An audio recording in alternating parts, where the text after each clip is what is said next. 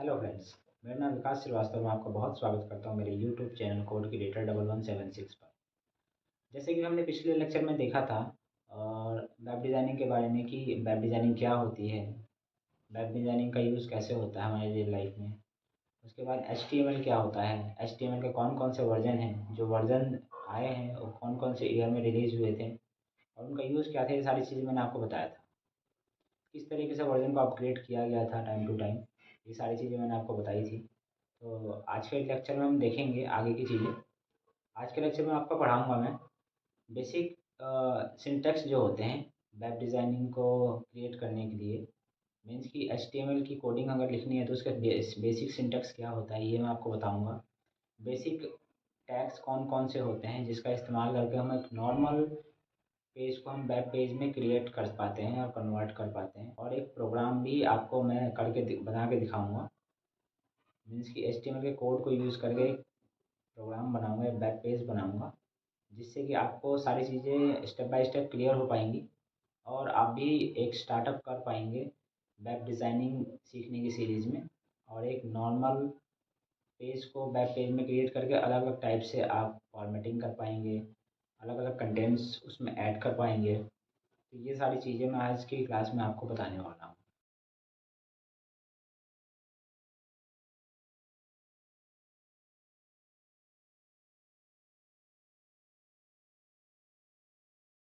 तो guys start करते हैं और देखते हैं बेसिक सिंटेक्स क्या होता है HTML का। ये जैसे कि आपको मैंने बताया था वो सारी चीज़ें मैं आपको विजुअल कर वे में दिखाता हूँ। सिंटेक्स ऑफ HTML क्या होता है? Syntax are the rule of HTML to write HTML code. That rule are provide instruction for any web browser to display content on web page. Means कि सिंटैक्स एक rule होता है HTML का, जो कि जिसको हम राइट करके यानी कि जिसको हम लिख करके, जिसके कोड को हम लिखने के बाद हम वेब ब्राउज़र को इंस्ट्रक्शन दे पाते हैं कि हमने जो इस नॉर्मल पेज के ऊपर कंटेंट्स जो भी लिखे हुए हैं, जो भी टेक्स्ट लिखा हुआ है, जो भी इंफॉर्मेशन लिखी हुई है, ये सारी चीज़ें आप अपने वेब पेज के ऊपर डिस्प्ले करके आउटपुट दिखाओ हमें। तो हम इसको आराम से एक नॉर्मल लैंग्वेज में जान समझ सकते हैं कि एक सिंटेक्स का मतलब एक रूल होता है, एक ऐसा रूल, HTML का एक ऐसा रूल जिसका इस्तेमाल करके हम वेब ब्राउज़र को एक इंस्ट्रक्शन दे सकते हैं कि जो भी हमने कोड लिखा है उन सभी कोड को आप वेब पेज के ऊपर, वेब ब्राउज़र के ऊपर हमें शो करवाओ, जैसे हमने चाहा है वैसे ही शो करवाओ। तो ये रूल होता है और उस रूल के लिए क्या क्या चीज़ें होती हैं, सारी चीज़ें जैसे कि आप नीचे देख पा रहे हैं एग्जाम्पल में। इसमें पहला टैग है जो आपका डॉक टाइप HTML है। ये HTML5 का डॉक टाइप टैग है जो कि मैंने अभी सिलेक्ट किया हुआ है।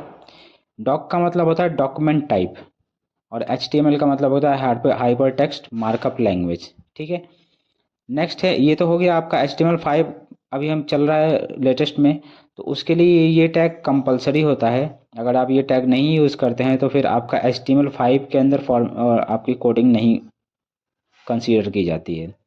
तो जब भी आपको HTML5 में कोडिंग करनी है तो आपको ये वाला टैग ऊपर वाला जैसे लिखा हुआ है डॉक टाइप HTML आपको लिखना ही होगा। ठीक है, नीचे नेक्स्ट टैग है आपका, इसको हम डिक्लेरेशन टैग कहते हैं और ये स्टार्टिंग में ही मेंशन किया जाता है जब भी हम कोड को लिखते हैं। उसके बाद ही जो कुछ भी होता है वेब पेज के ऊपर जो आप देख पाते हैं वो सारी चीज़ें इस कोड के अंदर ही होता है, इस टैग के अंदर ही होता है। इसके बाहर जाके आप कुछ नहीं कर सकते हैं।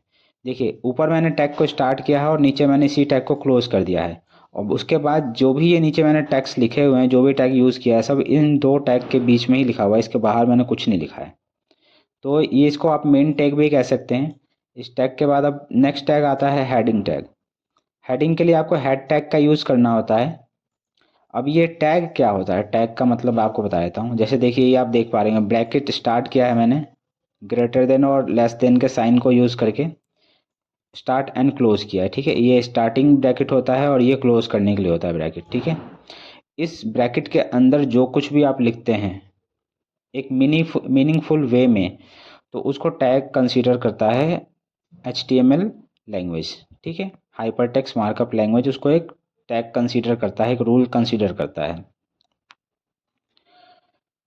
तो अभी मैंने क्या किया, यहाँ पे एक हेड टैग लिया हुआ है हेडिंग के लिए। मुझे एक हेडिंग डिस्प्ले करवाना है वेब पेज के ऊपर, तो इस हेड टैग को यूज़ करूँगा तभी मैं हेडिंग शो करवा सकता हूँ, अदरवाइज़ नहीं करवा पाऊँगा मैं डिस्प्ले। ठीक है, और हेडिंग में मुझे क्या शो करवाना है, माई फर्स्ट हेडिंग।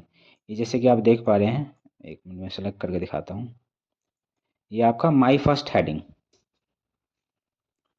ठीक है, ये चीज़ मुझे डिस्प्ले करवाने के लिए देखिए,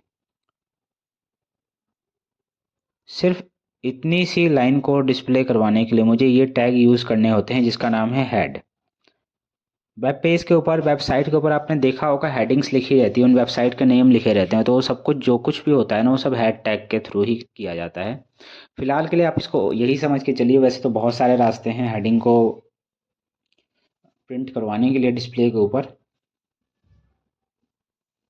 या फिर बहुत सारी चीज़ें हैं, अलग अलग फॉर्मेटिंग है, लेकिन अगर हम अभी बेसिक लेवल पे हैं तो हमारे लिए अभी इसी को कंसीडर करके चलिए कि अगर हमें वेबसाइट का नाम अगर कंसीडर करना है, डिस्प्ले करवाना है, तो हम हेडिंग टैग का यूज़ करते हैं जिसको हेड कहा जाता है।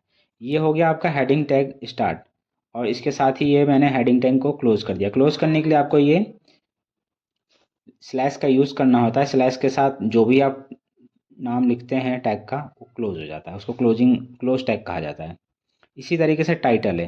टाइटल क्या होता है, टाइटल जैसे कि आपने देखा होगा वेबसाइट के ऊपर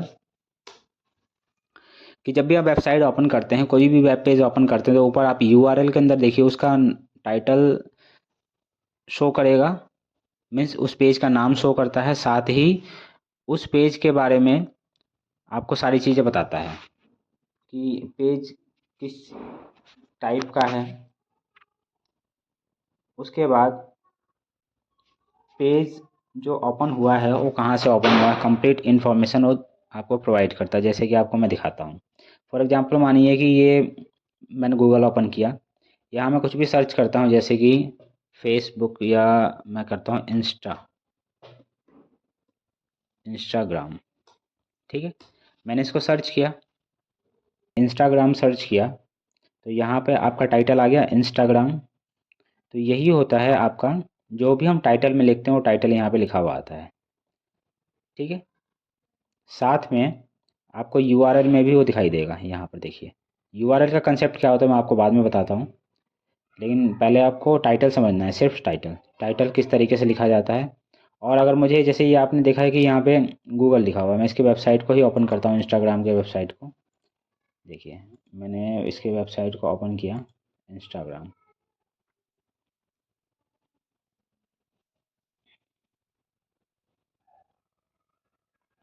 तो जैसे ही मैं ओपन करता हूँ तो देखिए यहाँ पे लिखा हुआ आ गया उसके यूआरएल का कोड, प्लस में यहाँ पर आपका टैग, आपका जो हमने टाइटल टैग यूज़ किया था, ये हो गया आपका टाइटल के लिए। और साथ ही ये जो आप देख पा रहे हैं यहाँ पे इंस्टाग्राम बड़े बड़े अक्षरों में लिखा हुआ है, बड़े बड़े लेटर्स का यूज़ किया गया लिखने के लिए, तो ये हो गया आपका हेडिंग। ठीक है, इसी तरीके से अलग अलग वेबसाइट के ऊपर भी हेडिंग्स होती है। जैसे कि अमेज़ॉन एक वेबसाइट है जिसको हम ओपन करते हैं, आप सभी जानते ही हैं अमेज़ॉन के बारे में सारी चीज़ें। तो मैं अमेज़ॉन को ओपन करके दिखाता हूँ। अब इसमें देखिएगा, इसमें हेडिंग क्या होती है और टाइटल क्या होता है, ये सारी चीज़ आपको समझ में आएंगी। ये जो देख रहे हैं आप, ये इसकी हेडिंग है अमेज़ॉन की। साथ ही ऊपर आप देख पा रहे हैं ये इसका टाइटल है इस पेज का, जो मैंने अभी सर्च किया है। तो इसी को हेडिंग और टाइटल कहते हैं। हेडिंग का मतलब वेब पेज का नाम, सॉरी वेबसाइट का नाम, एंड टाइटल का मतलब उस वेब पेज का नाम जिसको आपने ओपन किया हुआ है। तो ये हुआ इसका बेसिक सिंटेक्स। आगे चलते हैं।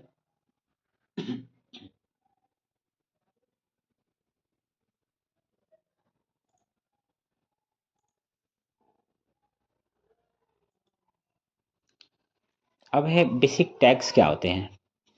HTML कोड को लिखने के लिए हमें जो बेसिक टैग यूज़ करने होते हैं, वो टैग की लिस्ट आप जैसे कि आप देख पा रहे होंगे यहाँ पर। यहाँ पे पहला टैग है HTML टैग। इस टाइप से वो टैग का होता है, HTML लिखा रहता है ब्रैकेट के अंदर, और इस तरीके से एंड किया जाता है। स्टार्ट करने के लिए आपको ये टाइप यूज़ करना होगा, और एंड करने के लिए आपको स्लैश का यूज़ करना होगा, बैकस्लैश, तब जाके आप HTML टैग को क्लोज कर पाएंगे। ठीक है, अब ये टैग यूज़ किस किस लिए यूज़ होता है ये भी देखिए।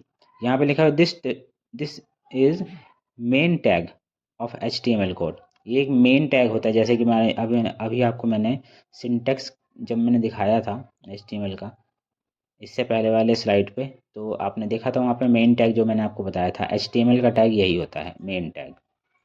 नेक्स्ट है ये हेडिंग टैग होता है। ये किस लिए यूज होता है, जैसे कि अभी आपको मैंने वेबसाइट पे ले जाके दिखाया था, this is use for heading of website. Next है टाइटल टैग। टाइटल टैग का यूज क्या होता है, जैसे कि अभी आपने वेबसाइट पे देखा ही था, this is use to add title web page, title of web page. इसका यूज हम किसी भी वेब पेज के टाइटल को क्रिएट करने के लिए कर सकते हैं। बॉडी टैग क्या होता है, बॉडी टैग जो होता है आपका, जो भी आप कंटेंट्स देखते हैं, ये ऊपर तो हेडिंग और टाइटल के लिए हो गया, ठीक है, जैसे कि आपको मैंने यहाँ पे दिखाया था, देखिए ये टाइटल हो गया, ये और हेडिंग होगी, ठीक है। तो ये दो चीज़ें